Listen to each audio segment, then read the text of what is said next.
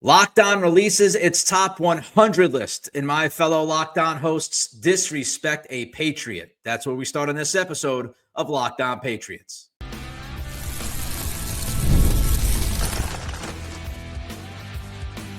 You are Locked On Patriots, your daily New England Patriots podcast. Part of the Locked On Podcast Network, your team every day.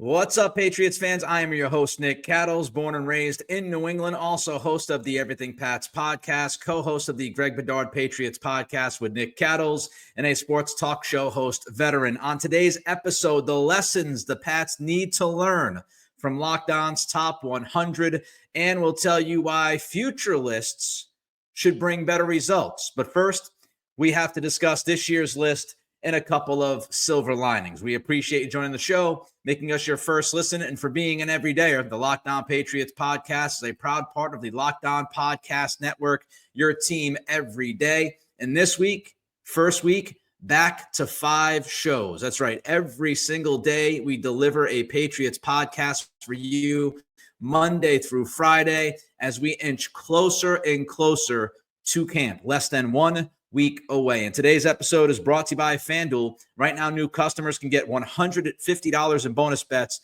when your first $5 bet wins. So Locked On decided this year to release its own top 100 list. And each of us, the hosts, had to go through the list of names and pick our top 100. It was not an easy process, even though it sounds like it was easy. It took time, and there's no doubt that I believe my fellow hosts took their time and thought about each and every pick. But with that, they also decided to disrespect a Patriot. You see, there's only one single Patriot on the list, and that is Christian Gonzalez. Not a shock, right? I mean, if I was to ask you who was going to be on this list from the Patriots, Gonzalez would be the first guy. And there he is. Right there, 65th overall, 65 out of the top 100 is your very own Christian Gonzalez. If you're watching on YouTube, you're enjoying the beautiful graphic. There is Gonzo at 65 representing your Patriots. But why was this disrespectful? Why was it disrespectful to have Gonzalez sitting there at 65? I'll get to that in a minute. But let me first talk about the overall big picture of this top 100 list and the fact that the Patriots are only one of 4 teams that had one single solitary player on this list. The other 3 teams, breaking news, they're not good. Chicago was on the list with 1 player. Jacksonville had 1 player. Tennessee had 1 player. If you combine all 3 of those teams and their wins, it's a total of 12 wins on the season. Not a mathematician, but that is 4 wins per team. So is it shocking that the 4th team was indeed the Patriots and they had 4 wins in 2024? Not surprising to me. It is simply the harsh reality of 2023 and 2024. It's as simple as it gets. The reason why you have, one guy on this list, and we'll dig into specifics a little bit later as to why, but you look back at the last 2 years, and this has been a mess of a football operation, absolute mess of an operation. And because of that, the back-to-back 4-win seasons, here you are with one dude representing your team on a list of 100. There are 32 teams in the league. There's enough room for 3 guys from each team if you evenly spread that out and still have a couple extra spots left over. But there sits Gonzalez, and he's an easy choice. Second team All-Pro. How in the world can you not have a second team All-Pro in the top 100? It just makes all the sense in the world that he would be on this list. He is a lockdown outside cornerback. He has a stud skill set. Best cornerback on the Patriots easily since Stephon Gilmore. Might end up being the best Patriot cornerback since Darrelle Revis spent the year in New England. He is that good. He's young. He's exciting. So why do I think, even though he made the list at 65, why do I think my fellow hosts here at Locked On disrespected this young man? Well, I'm going to tell you the cornerbacks that were ranked ahead of Christian Gonzalez. Patrick Surtain, No issue with that. Surtain was ranked as the 10th best the 10th best player on this list. So I have no issue with that. He's a fantastic corner. Derek Stingley Jr., he was ranked 23rd overall. I remind you that Gonzalez was ranked 65th. So you had Surtain at 10. You had Stingley Jr. at 23. No issue with that. I don't even have an issue with Trent McDuffie from Kansas City as you drop down further on this list at number 51. But there are 3 cornerbacks that I think that were ahead of Gonzalez and should not have been ahead of him. Let's start with Devin Witherspoon from the Seattle Seahawks. He was the 24th ranked cornerback overall by Pro Football Focus. You know how many interceptions he had? That would be a 0.0 picks last year. His coverage grade, remember the overall grade for Witherspoon was 24, but his coverage grade was 58th. The only reason he was 24th in overall grade was because his run game grade was fantastic. So I would put Gonzalez ahead of Witherspoon. I would also, after 2024, this is not about the composite years, but after last season, Sauce Gardner should be behind Christian Gonzalez. And Gardner was actually the 3rd highest ranked corner in the top 100 from Locked On. The 3rd highest ranked corner at 28 overall. Sauce wasn't good last year. And I know not a lot of people watch the Jets because they weren't great unless you were infatuated with the Aaron Rodgers story. But Sauce Gardner was not good last season. Let's go back to Pro Football Focus. Last year, Sauce finished 46th overall at cornerback for PFF. He had the 33rd ranked coverage grade at cornerback. He wasn't better than Gonzalez last season. And one last name I'll give you, Trevarius Ward. Now, Ward was going through a personal situation, a tragic situation that likely impacted his play on the field. He said as much when the season was over. That's one of the reasons why he left San Francisco during the offseason. But Ward wasn't good. Personal, professional, he wasn't good. Pro Football Focus had Ward ranked as the 149th best corner in football. Absolutely brutal. Absolutely embarrassing. He played less than 700 snaps, which was the 63rd most snaps played by a cornerback in the NFL last year. So you tell me how Witherspoon, Gardner, and Ward finished ahead of Christian Gonzalez. I got to have a talk with these other lockdown hosts. I got to get on the phone. I got to send some texts. I got to jump into the Teams chat because I don't get it. I don't get it. But here's the good news. Here's the silver lining. If you have one person in the top 100 list, make it a premier position. It could have been worse. The only player in the top 100 for the Patriots could have been a kicker, could have been a long snapper. And by the way, there was a kicker in the top 100. You can go check that out if you'd like. But if you're going to have one guy on this list, make it a premier position, and that's precisely what happened here. Gonzalez plays a premier position, outside cornerback number 1.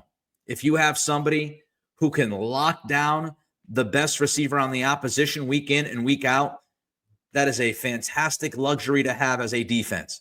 So if you're going to tell me you get one guy on the list, let it be a quarterback, a wide receiver, a defensive end, maybe a pass rushing interior defensive lineman, and yes, a cornerback.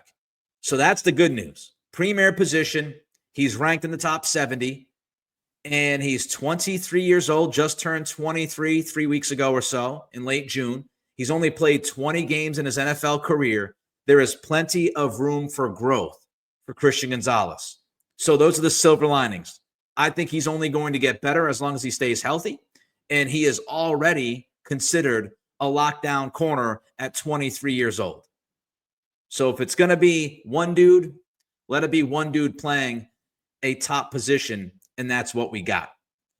All right, we now know the ugly results of the top 100. Up next, we tell you why and how the Pats ended up here as we continue with today's episode of Locked On Patriots, part of the Locked On Podcast Network, your team every day. Summer sports are in full swing, and whether you're all about baseball under the lights, golf on the green, or high-stakes soccer action, FanDuel is the best way to make every game even more exciting. You're already following the action. We know that, so why not make it a little more thrilling? With FanDuel, you can get in on the game while your friends are getting sunburned right down there at the beach. I know I've been using FanDuel for a number of years, tracking my favorite matchups. The app keeps it fresh with new daily promotions, fun ways to bet. It's just an excellent app, so much fun to use. Whether I'm placing a same-game parlay or watching a bet ride into the ninth inning, FanDuel makes it feel like I am part of the action. And if you're new to FanDuel, new customers can bet just $5 and get $150 in bonus bets if your first bet wins. Open the FanDuel app right now. Or if you don't want to do that, visit FanDuel.com/lockedon to get started. So when we look at this Locked On Top 100 list, we realize that heading into 2025, this roster, really, if you're an opposing team, cero miedo. That's right. Zero fear, as my guy Penta in the WWE would say. That's what you're looking at. I mean, who do you actually fear right now? Now, you might end up fearing some people down the road, which we'll get to in a few minutes. But right now, on paper, if you're looking at this team up and down, there just aren't too many guys that strike fear in the hearts of the competition. So you're dealing with that. The talent level, free agency, the draft, hopefully bumped it up. I don't know if it bumped it significantly, but I feel like this team has upgraded its talent, but it still doesn't strike the fear. And the reputation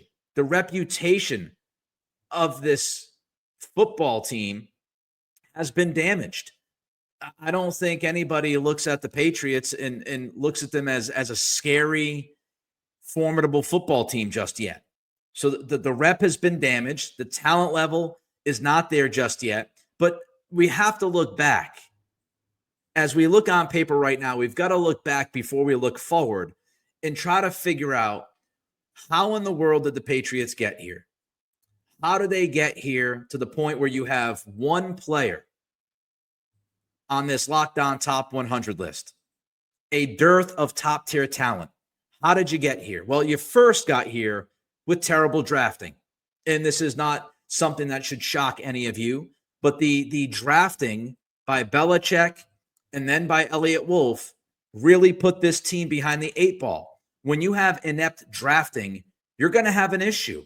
Greg Bedard recently wrote about this. When you look at the drafts, 21, 22, 23, 24, when you look at the drafts ahead of this last draft in 25, right, where we feel really good about it, when you look at the prior few drafts, the prior 38 picks, before this year's draft, the prior 38 picks by Greg Bedard's estimation at Boston Sports Journal, there are 8 players from those 38 that were chosen in the draft that should feel pretty confident, if not very confident, in their spot on the 53-man roster. Of course, Drake May doesn't, when you look at him, it's not a shock that he's on there. Christian Gonzalez, the aforementioned, Christian Barmore, but 8 out of 38. So before you got to this past draft, you drafted 38 dudes, and only 8 of them have a good shot of making the roster this year. That is deplorable. It's embarrassing. It's horrific. It's downright tragic. And it should never happen to any team. 8 out of 38? That is absurd. And when you look at it, I talked about the idea of Gonzalez being in this top 100 list and the fact that he plays a premier position. That's another problem. The Patriots, through those drafts, they ignored offensive tackle for all intents and purposes. Now, they finally used the top 5 pick on a tackle this year with Will Campbell, but leading up to this year's draft, it's like they gave the Heisman Trophy. Boom. Right? That little Heisman pose gave the Heisman pose to offensive tackles through the last 3 or 4 drafts. And you can go even further back than that. I mean, Isaiah Wynn was the last guy drafted in the first round that was a tackle for the Pats, and he ended up being a guard when all was said and done. So they neglected the offensive tackle position. They swung at quarterback once and missed with Mac Jones. They swung again with Drake May. He showed flashes. I feel like he's going to be a hit. Hopefully he's going to be a home run. But they were 1 for 2 at best at quarterback. And I don't even have to go through the litany of wide receiver names, how many guys they have picked and missed on, including, it looks like so far, there's no doubt, and maybe this will be written in stone by the end of training camp, but Jalen Polk and Javon Baker just miss after miss after miss at the wide receiver position. So that's a big part of this story. You have one guy in the top 100 because you keep swinging and missing in the draft. Now, I feel differently about 2025. I think you feel differently about 2025. But those 2025 draft picks won't be showing up on this list. Hopefully, they'll be showing up on future lists. The other part of the problem, and this is out of the control of the Patriots, and I don't believe injuries and illness are excuses, okay? If a guy gets hurt, he gets hurt. I don't anticipate somebody being in a top 100 list when they hurt, they were hurting most of last year. Like Christian Barmore, to me, if he has a full season in 2024 following up the 23 that he had, I have to believe that Barmore is on this list. But he had the blood clot issue, a very serious issue. So that takes Barmore out of the mix. He's out, right? I think he would have been likely on, but he's off because of the illnesses. You get to Stephon Diggs. Now, maybe Diggs would have been on this list. Maybe he would not have been on this list. You could argue he's a top 100 player in the league. There's no doubt now after the ACL, and, I think he's, 31 years old. Those days are very likely behind him, but he was on a pretty good pace in Houston last year. If he doesn't get injured, he has an outside shot of possibly being on this list, but the ACL finished that thought process. Kyle Duggar is another guy that could have possibly been on this list. He got hurt early in the season. The injury was misdiagnosed, ended up being a serious high ankle sprain, needed tightrope surgery after the year was over. So when you look at Duggar, he's eliminated due to injury, playing on like one leg last season. And then Jabril Peppers, not injured, not an illness, but the off-field stuff, that ruined his season. I think Peppers would have had an outside shot of making this top 100 list if he played the full season. So some of it is bad drafting. Some of it is injury, illness, and off-the-field issues. And then the other part of it is you've stunk. You have stunk out loud. And when you are losing in 2 consecutive seasons like the Patriots have lost, when you are finding ways to lose, nobody, including my fellow Lockdown hosts, are going to go out of their way to put a Patriot on this list. I'm going to be honest. I believe Gonzalez was my only guy in my top 100. Now, it was a couple of weeks ago. Maybe I threw somebody else in there, but I think that was it. I think Gonzalez was the only guy from the Pats that I put on. So it's a tough sell. It's a very tough sell to say, hey, there's a 4-win team. Man, you got to find a place for 2 or 3 guys on the top 100. No, it stands to reason. You won 4 games. You got 1 dude on the list. Again, the teams that had 1 person on the list, you're looking at an average of 4 wins. So the math checks out. And, even if you had somebody who was deserving to be on this list that didn't make it, you could look at the lack of primetime games, the lack of big games. How many people were making it appointment television that didn't live in New England and aren't Patriots fans? How many of those football fans were thinking the Pats were appointment TV? I'd say probably none of them. You're not in primetime often. Now, this year it changes with Vrabel, but you weren't in primetime a lot last year. What was it, 1 or 2 games in primetime? I think there was 1 primetime game. And you didn't play any big games. You only won 4 games, so how can you say you played in any big games? So that also impacts trying to put more than one player on this list. So that's how we got here. Bad drafting, injuries, illness, and just losing football. Frankly, losing football. But we're going to end this episode on a high note. We just ate the crap sandwich.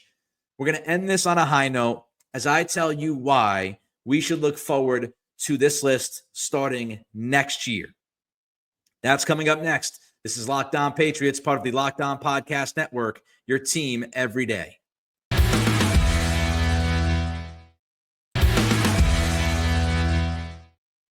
Guaranteeing things in this business is tough.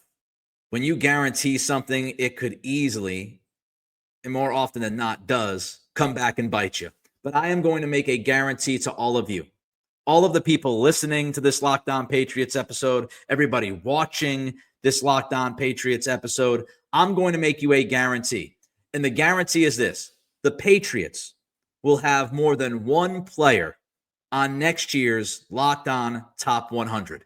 They will have at least 2, if not 3, maybe even, all right, let's just stop there. I don't want to get too bananas here and start talking about 4 or 5 guys, but I do believe with every fiber of my being that this Patriots team will have more than one player on next year's top 100 list. Who could that player be? Who am I looking at? Well, I start with Keon White. Keon White, if he has more consistency, if he adds more consistency to his game, I think he gets on next year's list. He was a force at the beginning of the season. And when you look at some of his analytics, he is one of the best pass rushing defensive lineman, interior defensive lineman in football. He is somebody that has just incredible versatility. And I think that this coaching staff, Vrabel, Williams, they're going to utilize that versatility. And they're going to make sure that they put Keion White in advantageous positions. So if he can work on that consistency level, if he can be banked on week in and week out for this defense to make some impact plays, then he is already in the conversation. This is somebody with tremendous tools, great athleticism, fantastic size, impeccable agility. He is a different kind of cat. I mean, he looks like he is just chiseled out of granite. He's a freak. He's an absolute freak. So he is the type of player with that high-end ceiling that could end up on this list in 2026. The versatility will help Terrell Williams, the resume that he has, the guys that he has worked with, Vrabel, his resume, the guys that he has worked with, that combination, the coaching staff, Mike Smith, I think that's all going to lend towards Keion White's best season as a Patriot, and he is somebody that I think can absolutely be on this list next year. Here's another guy that I think could be on next year's list, and this might be a little bit polarizing. Some of you, many of you might disagree with this, but I'm actually going to go with Onwenu. I believe Wenu can have a bounce back season. The number one reason as to why I believe Wenu could be on next year's list is the fact that he's going to actually be playing his natural position of right guard. He's not going to have to mess around and play right tackle. I believe he started 5 of the first 7 games last year at right tackle. That's not what he is. At his core, he's a guard. I think he could be an okay tackle if he focused on that, but that's not the point anymore. You brought in Morgan Moses. You don't need a right tackle. You stick Onwenu at right guard. You leave him there, and you let him do work. And he will justify the contract he signed last offseason. He will show the world that he is one of the better guards in football. Just leave him there. Enough of the back and forth. It hasn't worked out. It's been a detriment to him. It's been a detriment at times to the team. Let him stick at one position, the one position that he was born to play, and see what the results are. Because what I think is that the results are going to show a bounce back here in 2025. But not only because he's playing right guard, Onwenu is also a great fit for this offensive scheme. You know, Josh McDaniels, I think he's going to run a decent amount of downhill duo. I know people said and reported that during OTAs and mandatory minicamp, there was some wide zone that McDaniels was calling. that's part of, I think, early phase of camp. See what works, see what doesn't. But when, you're trying to figure out how to win a football game, you're going to go back to your bread and butter. And Josh McDaniels, his bread and butter has been the downhill run game, and Onwenu fits with that perfectly. He is a big human being that can move other big human beings. And he will get downhill. He will get to the second level. He is a better fit scheme-wise this season than he was last season. And I believe the Patriots have their best offensive line coaching staff in quite some time.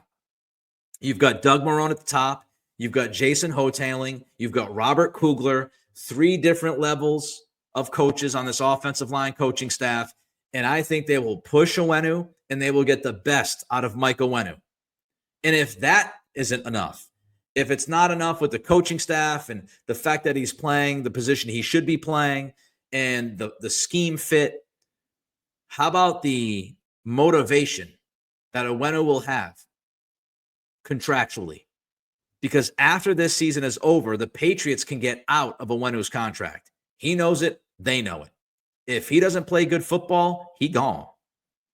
If he wants to continue to play in New England, if he wants to even maybe work towards reworking that contract, getting another extension, he's going to have to ball out in 2025. And I'm sure his agents, if he's not aware of that, I'm sure his agents are letting him know that he's got to play some really good football if he wants to stick to this contract, keep those terms, and maybe work on his next big deal. So Mike Onwenu, wouldn't be surprised if he's on this list next year. I'll wrap it up with 2 or 3 other possibilities. And again, I'm not saying all these guys will make the list, just telling you the names that I think could absolutely be on the list. I mentioned him a few moments ago. Christian Barmore. Barmore was tremendous in 2023, worked himself into a big contract extension, unfortunately had the blood clots not once but twice last year, which just upended his entire season. Thankfully, he looks healthy. He looks like he's in the best shape of his football life. He took part day 1 OTAs. If Barmore plays 16, 17 healthy games, I'm pretty confident he will be on that list next year.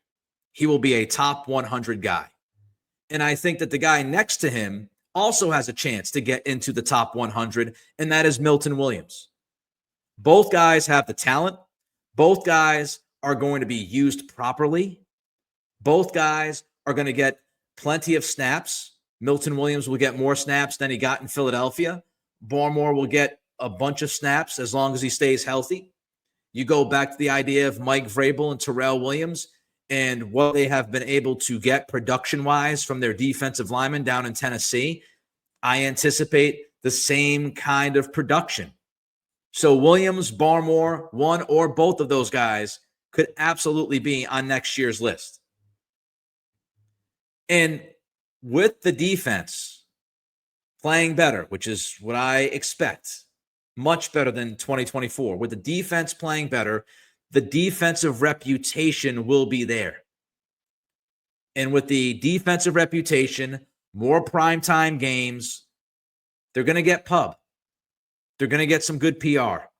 And I think that will help other hosts that might not be watching the Patriots week in and week out appreciate some of those players, especially on that side of the football. And don't forget, you still have the 2025 draft that was universally praised.